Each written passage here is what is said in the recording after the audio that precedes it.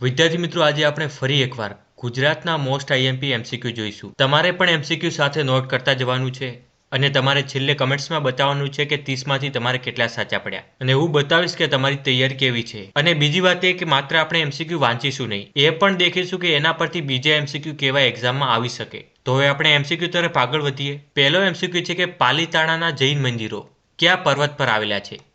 હવે શું કીધું છે કે પાલીતાણાના જે જૈન મંદિરો છે એ કયા પર્વત પર આવેલા છે? તમે તમારો જવાબ નોટ કરી લો. આમાં જવાબ આવશે શત્રુંજય પર્વત પર. અને પાલીતાણા ઘણીવાર પૂછે કે પાલીતાણા કયા જિલ્લામાં આવેલું છે, તો પણ આપણે જાણીએ છીએ કે ભાવનગર જિલ્લામાં પાલીતાણા આવેલું છે. અને પાલીતાણામાં લગભગ 863 જેટલા જૈન મંદિરો આવેલા છે. અને ઘણીવાર એક્ઝામમાં પૂછાય છે કે પાલીતાણાના મુખ્ય જૈન મંદિરો કોને સમર્પિત છે, તો એમાં આવશે ભગવાન આદિનાથને, જેમને આપણે ઋષભદેવ તરીકે પણ ઓળખીએ છીએ. તો હવે આપણે આગળ વધીશું. મોઢેરાનું સૂર્ય મંદિર કઈ નદીના કિનારે આવેલું છે? તમે તમારો જવાબ નોટ કરી લો. આમાં જવાબ આવશે પુષ્પાવતી નદીના કિનારે મોઢેરાનું સૂર્ય મંદિર આવેલું છે. અને મોઢેરાનું સૂર્ય મંદિર કયા જિલ્લામાં આવેલું છે? તો મહેસાણા જિલ્લામાં. હવે આગળ વધીશું. ગુજરાતનું કયું શહેર સાક્ષર ભૂમિ તરીકે ઓળખાય છે? ઘણા વિદ્યાર્થીઓ માત્ર વાંચી લે, એમને એ પણ ખબર ના હોય કે સાક્ષર ભૂમિ એટલે શું. તમે તમારો જવાબ નોટ કરી લો. આમાં જવાબ આવશે નડિયાદ.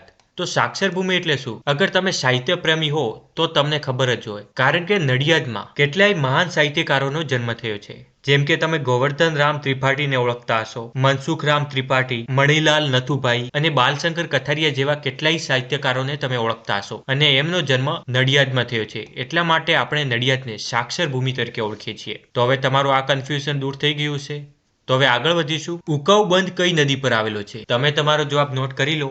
ઉકાઉ અને કાંકરાપાળ આવે એટલે તાપી પર ટીક કરી દેવાનું. પછી આગળ, ગુજરાતમાં સૌથી વધુ મંદિરો ધરાવતું શહેર કયું છે? ગુજરાતમાં સૌથી વધુ મંદિરો ધરાવતું શહેર કયું છે? આપણે બધા જાણીએ છીએ પાલીતાણા. પાલીતાણામાં લગભગ 863 જેટલા જૈન મંદિરો આવેલા છે.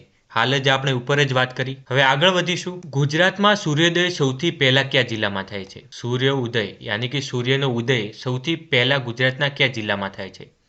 તમે તમારો જવાબ નોટ કરી લો. આમાં જવાબ આવશે દાહોદ. પછી આગળ, નર્મદા નદી પર કયો પ્રખ્યાત ધોધ આવેલો છે? નર્મદા નદી પર કયો પ્રખ્યાત ધોધ આવેલો છે? તમે તમારો જવાબ નોટ કરી લો. આમાં જવાબ આવશે જીણાવરી ધોધ. અને એક બીજો પ્રખ્યાત ધોધ છે નીનઘાટ ધોધ. અહીં નીનાઈ ધોધ લખેલો છે, આ પણ અલગ ધોધ છે. એક જીણાવરી ધોધ અને બીજો એક છે નીનઘાટ ધોધ. આ બંને નર્મદા નદી પર આવેલા છે. પછી આગળ, ગુજરાતનું સૌથી મોટું કુદરતી સરોવર કયું છે? ગુજરાતનું સૌથી મોટું કુદરતી સરોવર કયું છે? તમે બધા જાણતા હશો. તમારો જવાબ નોટ કરી લો. આમાં જવાબ આવશે નળ સરોવર. હા, એ જ નળ સરોવર, જેમણે આપણે નળ સરોવર પક્ષી અભયારણ્ય તરીકે પણ ઓળખીએ છીએ. પછી આગળ, તાપી નદી પર કઈ બહુહેતુક યોજના આવેલી છે? બહુહેતુક યોજના હાલ જ આપણે વાત કરી, કાંકરાપાળ અને ઉકાઉ. પછી આગળ, સિયોત ગુફાઓ ગુજરાતના કયા જિલ્લામાં આવેલી છે? સિયોત ગુફાઓ ગુજરાતના કયા જિલ્લામાં આવેલી છે? તમે તમારો જવાબ નોટ કરી લો. આમાં જવાબ આવશે કચ્છ. ઘણીવાર તાલુકો પણ પૂછાઈ જાય અથવા ગામ પણ પૂછાઈ જાય. તો સિયોત ગુફાઓ કચ્છ જિલ્લાના લખપત તાલુકાના સિયોત ગામ પાસે આ સિયોત ગુફાઓ આવેલી છે. આ સિયોત ગુફાઓને કટેશ્વર બૌદ્ધ ગુફાઓ તરીકે પણ ઓળખવામાં આવે છે. પછી આગળ, વિસ્તારની દ્રષ્ટિએ ગુજરાતનો સૌથી નાનો જિલ્લો કયો છે? ખૂબ જ ઇઝી એમસીક્યુ છે. તમે તમારો જવાબ નોટ કરી લો. આમાં જવાબ આવશે ડાંગ. સૌથી નાનો પૂછાય એટલે ડાંગ અને સૌથી મોટો પૂછાય એટલે કચ્છ.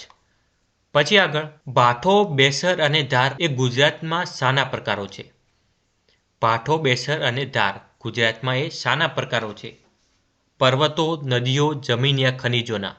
તમે તમારો જવાબ નોટ કરી લો. આમાં જવાબ આવશે જમીનના પ્રકારો. આ બધું આપણે ગુજરાત ભૂગોળની મોસ્ટ આઈએમપી 32 પેજની પીડીએફમાં આ બધું આપણે કવર કરી લીધું છે. એની પછી વાત કરીશું. હવે વધીશું આગળ. મહી નદી કયા અખાતને મળે છે?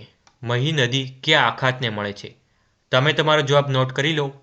આમાં જવાબ આવશે ખંભાતના અખાતને. અને ઘણીવાર એમ પણ પૂછાય છે કે મહી નદીનું ઉદ્ગમ સ્થાન શું છે? મધ્યપ્રદેશના વિંધ્યાચલ પર્વતમાળાના મહેજ સરોવરમાંથી મહી નદીનું ઉદ્ગમ થાય છે અને ખંભાતના અખાતને મળે છે. પછી આગળ, ગિરનાર પર્વત પર આવેલું સુદર્શન સરોવર કોણે બંધાવ્યું? આ ગુજરાતના ઇતિહાસનો એમસીક્યુ છે. તમે તમારો જવાબ નોટ કરી લો.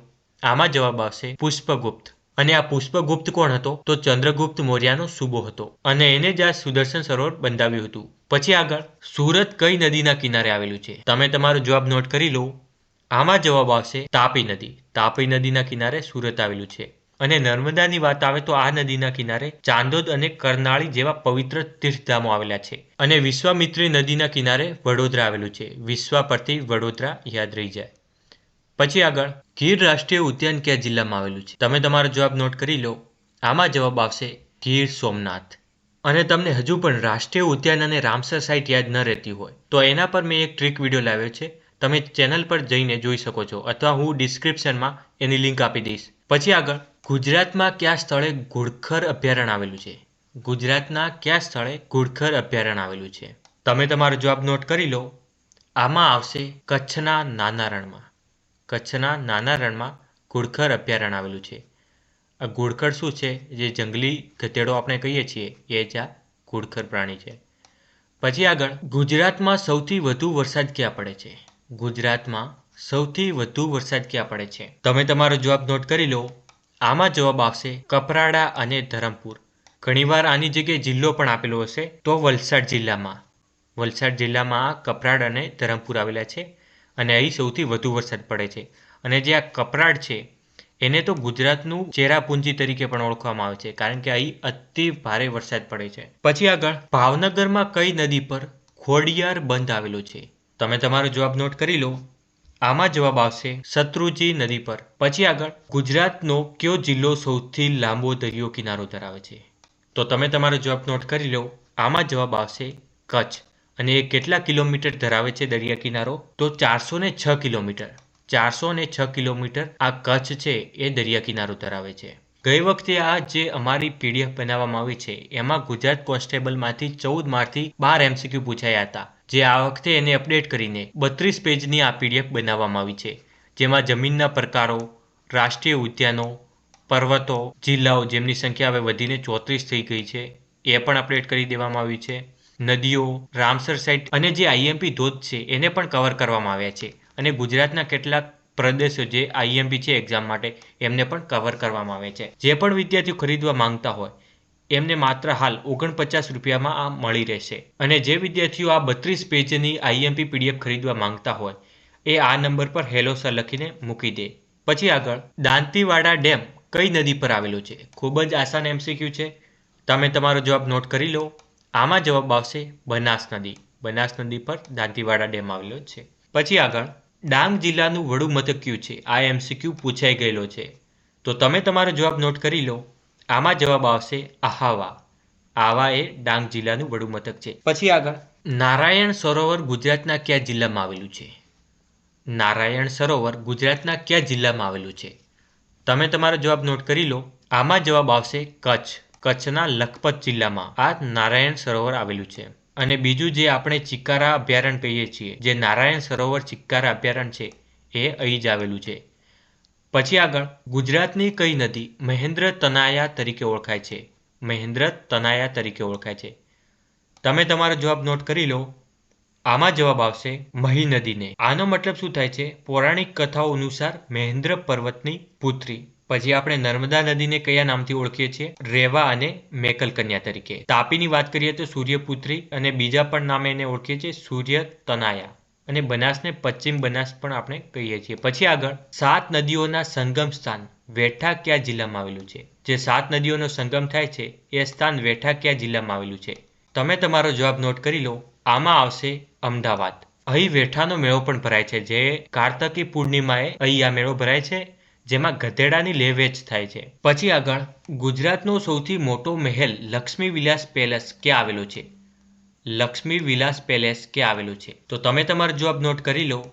આમાં જવાબ આવશે વડોદરા. વડોદરામાં લક્ષ્મી વિલાસ પેલેસ આવેલો છે. અને જે વિદ્યાર્થીઓને આ એમસીક્યુની પીડીએફ જોઈતી હોય એ ટેલિગ્રામ પરથી મેળવી શકે છે. હું ટેલિગ્રામની લિંક ચેનલના ડિસ્ક્રિપ્શનમાં આપી દઈશ. પછી આગળ વધીએ. નર્મદા નદી કયા રાજ્યમાંથી નીકળે છે? નર્મદા નદી કયા રાજ્યમાંથી નીકળે છે? તમે તમારો જવાબ નોટ કરી લો. આમાં જવાબ આવશે મધ્યપ્રદેશ. મધ્યપ્રદેશના અનપુર જિલ્લામાં જે અમરકંટકની ટેકરીઓ આવેલી છે ત્યાંથી આ નર્મદાનો ઉદ્ગમ થાય છે. અને નર્મદા નદીની કુલ લંબાઈ લગભગ 1312 કિલોમીટર છે. અને ગુજરાતમાં એની લંબાઈ આશરે 161 કિલોમીટર છે. પછી આગળ, કચ્છના મોટા રણ અને નાના રણને કયો વિસ્તાર અલગ પાડે છે?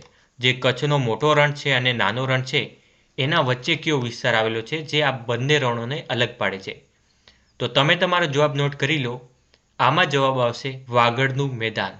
જે આ વાગડનું મેદાન છે આ બંને રણોને અલગ પાડે છે. પછી આગળ, કેટલાક સાહિત્યમાં ગુજરાતની અંબા તરીકે કઈ નદીને ઓળખાવવામાં આવી છે?